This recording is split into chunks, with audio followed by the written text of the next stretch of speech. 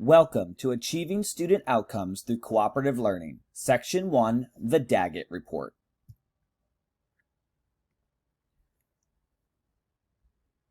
Please go to Canvas, Modules, Section 1, the Daggett Report discussion area. Think back to a day that you worked.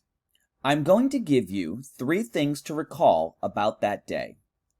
First, how did you use reading in your job? How did you use writing? How did you use speaking? Which of these 3 did you use the most?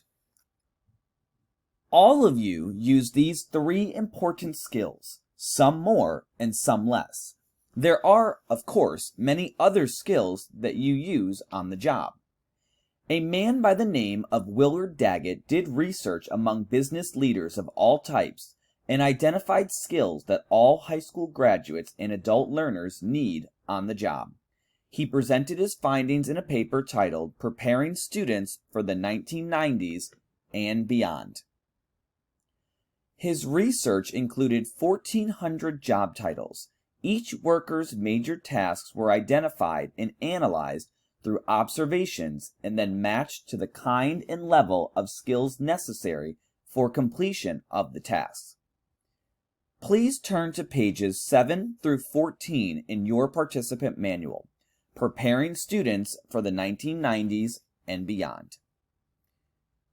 Even though the article is relatively outdated, he basically found that despite years of school reform, we still have the greatest gap that ever existed in this nation between the skills that young people possess as they enter the job market and the skills needed for employment, and we are still finding this to be true today. How often do we spend time in school seeking students' personal responses to what they have read, compared to time spent asking for their critical analysis and evaluation? Chances are we do more of the first and less of the second. Look through the graphs for a minute. I'm going to assign one page of graphs to different groups. Please go to Canvas, Modules, Section 1, Summarizing Daggett's Graphs discussion area. Please find your group members and activity directions posted in the discussion area. To add some clarity to the meaning of the terms on the graphs, you might want to jot down definitions of the terms as follows.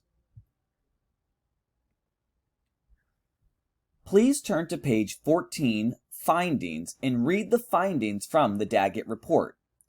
Return to Canvas, Modules, Section 1, Summarizing Daggett's Graphs, and respond to the following prompt. On page 15, determine which of those findings you most agree with and explain why. This concludes Section 1, the Daggett Report.